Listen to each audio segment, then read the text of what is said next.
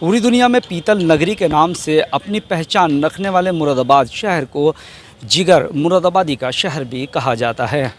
मैं जिगर मुरादाबादी साहब के एक शहर से शुरुआत करता हूं कि उनका जो फ़र्ज़ है वह अहले सियासत जाने, मेरा पैगाम मोहब्बत जहां तक है। शायर एक ऐसा शख्स जो मौजूदा हालात को बेबाक तरीके से अपने अल्फाजों में बयान करता है। ऐसे ही मशहूर और मारूफ शायर नदीम साहब हमारे साथ हैं।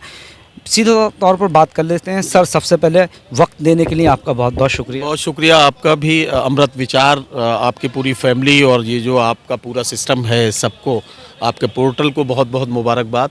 और आज आपके ज़रिए, आपके चैनल से और आपके पोर्टल से जुड़े हुए तमाम लोगों से मेरी मुलाकात हो रही है, इसके लिए मैं भी अपने को खुशनसीब मानता हूँ। बहुत बहुत शुक्रिया। बचपन से हम एक बात सुनते आ रहे हैं कि अगर आपको एक शायर बनना है, यानी जो जितने भी शायर होते हैं वो कहीं ना कहीं बेवफाई का, यानी मोहब्बत से टूटे हुए होते हैं, मोहब्बत में धोखा खाए हुए होते हैं। कितनी सच्चाई मानते हैं आप इसमें? नहीं, ये बात इस तरह से नहीं है, बल्कि मैं आपको बता दूं एक चीज़, तो मैं यहाँ ये करेक्शन कर दूं, शायर बनते नहीं, शायरों का प्रोडक्शन नहीं होता, शायर पैदा होते हैं। अल्लाह जिसके अंदर ये सलाहियत देता है कि वो एक शेर कह सके, वो चंद लफ्ज़ों को समेट के एक शेर की शक्ल बना सके, तो ये अल्लाह की तरफ से सलाहियत होती है। इसको बनाया नहीं जा सकता है। इसका सबूत ये है कि उर्दू में पीएचडी करने के बाद भी लोग एक मिसरा नहीं लिख सकते, और बिना पढ़ा लिखा आदमी भी जिसे अल्लाह सलाहियत देता है तो वो बहुत बड़ी बड़ी शायरी करता है। बिल्कुल सही कहा आपने। एक तरह से मान सकते हैं कि गॉड गिफ्ट है। हाँ, ये गॉड गिफ्ट, यकीनन गॉड गिफ्ट है। मौजूदा हालात को किस नज़रिए से देखते हैं आप एक शायर? मौजूदा हालात का जहाँ तक ताल्लुक़ है, तो एक शायर ही नहीं बल्कि हिंदुस्तान के आम शहरी के तौर पर भी अगर हम मौजूदा हालात को देख रहे हैं, तो इस वक्त जो है वो देखिए, हुकूमत और इक़्तिदार, इन सब चीज़ों से अलग हट के मैं बात कर रहा हूँ। इन दिनों हमारा मुल्क जिन हालात से गुज़र रहा है, तो एक बड़ा नुकसान इन दिनों ये हुआ है, हाँ, इन दिनों एक बड़ा नुकसान ये हुआ है कि हमारा जो एक दूसरे पर जो भरोसा है, वो कहीं ना कहीं उसमें कमी आई है। एतमाद में कमी आई है, एतबार में कमी आई है। और यूँ समझिए कि ये जो नफ़रतों का माहौल सियासत ने बनाया, हुकूमतों ने बनाया, या चंद नाक़िबत अंदेश लोगों ने बनाया, उसका एक बड़ा नुकसान जो है वो हमें उसको झेलना पड़ रहा है। और ये इसलिए भी ज़रूरी है इसको समझना कि हालांकि ये हमारे मुल्क की मिट्टी में इस तरह की तासीर नहीं है। हमारे मुल्क की मिट्टी की तासीर तो मोहब्बत करने की तासीर है। चंद दिनों के लिए आप माहौल को गर्म कर सकते हैं, लेकिन ये मुल्क बहुत ज़्यादा दिनों तक नफ़रतों के माहौल में नहीं रह सकता। ये इस मुल्क का कमाल है। जैसे आप पानी के नीचे से अगर आग जलाना बंद कर दें, तो गर्म खौलता हुआ पानी भी धीरे धीरे ठंडा होना शुरू कर देता है।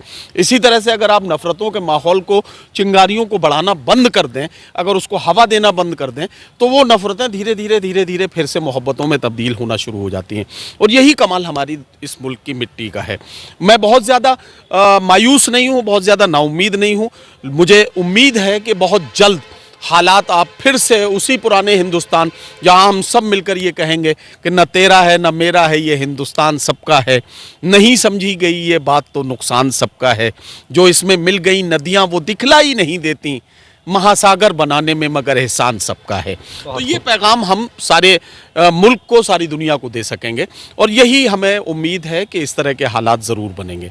नदीम साहब, जिस तरह से आप शायरी करते हैं, हिंदुस्तान ही नहीं गैर मुल्क में भी जाते हैं, बहरून जाते हैं आप, तो किस तरह के कलाम आप पेश करते हैं, और जो आपकी जो शायरी है, जो आमतौर पे देखिए, वैसे तो जैसा आपने शुरुआत में कहा कि शायर जो है वो आशिकी, मोहब्बत और महबूब से मिलने बिछड़ने की शायरी करता है, ये हर शायर की शुरुआत तकरीबन इसी तरह से होती है। लेकिन अगर हम इस बात को समझें, तो शायर जो है वो हालात से मुतासिर बहुत ज़्यादा होता है।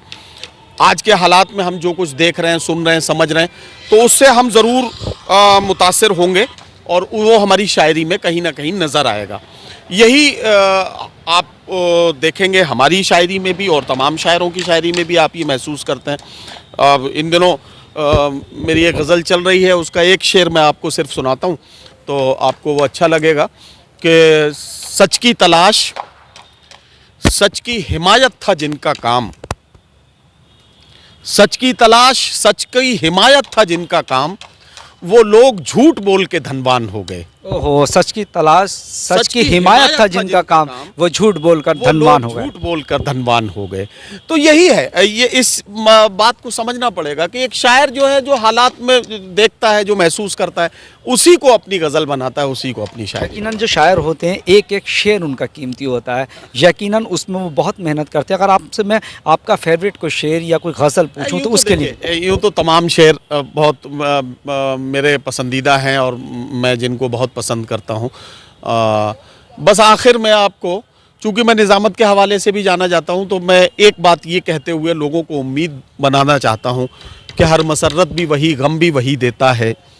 ये वासिफ़ फ़ारूक़ी साहब के 4 मिसरे मैं आपको सुना रहा हूँ कि हर मसरत भी वही, गम भी वही देता है, धूप और छाँव के मौसम भी वही देता है, ज़ख्म लगते ही नहीं उसकी इजाज़त के बग़ैर, और फिर ज़ख्मों को मरहम भी वही देता है। बहुत खूब, बहुत खूब। एक आखिरी सवाल, सिर्फ एक आखिरी सवाल, यूँ कि बात मौजूदा हालात की हो रही, अभी कुछ दिन एक हफ़्ता पहले पद्मश्री अवार्ड से सम्मानित हुई कंगना रनौत जी, जो फिल्म अभिनेत्री हैं।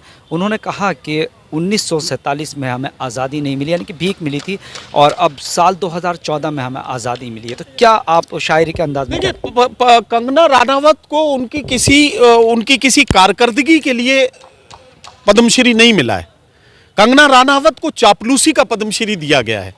अब चापलूसी की कोई लिमिट नहीं होती, चापलूसी की कोई लिमिट नहीं होती। चापलूसी में तो अभी आपने अभी इलाहाबाद में आप ही की जैसे उसका नाम है, वो एक प्रोग्राम कर रहे थे, तो वहाँ एक कोई स्पोक्स पर्सन थी किसी पार्टी की, तो बल्कि बीजेपी की शायद वो थी, तो उन्होंने ये कहा था कि साहब ये आज़ादी तो हमें जीन्स पर मिली थी। तो अब इस तरह का जो लोगों के पास जानकारियां हैं, जो इल्म है, अब इसको क्या कहिएगा। बहरहाल मैं तो इस पर अफसोस ही जता सकता हूं कि पद्म पुरस्कार जो हमारे मुल्क की शान हुआ करते थे, कि जिसको पद्मश्री मिल रहा है, पद्म भूषण मिल रहा है, पद्म विभूषण मिल रहा है, उसको ऐसी इज्जत की नज़र से देखते थे कि ये वो ख़ास लोग हैं जिन्हें हमारे मुल्क के बड़े एजाज़ मिले हैं। अब अगर ये इस तरह से सिर्फ चापलूसी की बुनियाद पे बांटे जाएंगे तो इसका कोई मतलब नहीं है। एक आखिरी सवाल, हिंदुस्तान वासियों के लिए मैसेज? देखिए, हिंदुस्तान के तमाम लोगों के लिए मेरा मैसेज है, और मेरा यही मैसेज है कि नाम पर मजहबों के लड़ भिड़ कर यूं ही सड़कों पे गर बहा दोगे, नाम पर मजहबों के लड़ भिड़ कर यूं ही सड़कों पे गर बहा दोगे, सरहदों ने अगर लहू मांगा दोस्तों सरहदों को क्या दोगे।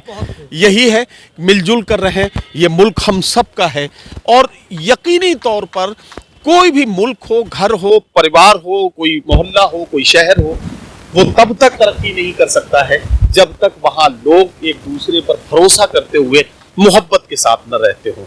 घरों को टूटते बिखरते आपने देखा है, मुल्कों को बिखरते हुए आपने देखा है, तो आप इससे अंदाजा लगा सकते हैं कि अगर मुल्क को आपको कामयाबी के रास्ते पर देखना है और खूबसूरत देखना है, तो आपस में मोहब्बतों के रिश्ते मजबूत करने होंगे। बहुत शुक्रिया। बहुत शुक्रिया। ये थे हमारे साथ हिंदुस्तान के मशहूर मारूफ शायर नदीम साहब। उनका साफ तौर पर कहना है, और उनकी जो शायरी थी पूरी मुकम्मल तौर पर यही है कि हिंदुस्तान की गंगा जमुनी तहजीब को बनाए रखिए, और साथ ही हाल ही में जो कंगना रनौत को जो फिल्म अभिनेत्री हैं पद्मश्री अवार्ड से सम्मानित किया गया है, उनका ये कहना है कि ये अवार्ड पद्मश्री अवार्ड से सम्मानित किया गया है वो उनकी चापलूसी पर है। कैमरा पर्सन फरदीन अली के साथ में अब्दुल वाजिद, मुरादाबाद।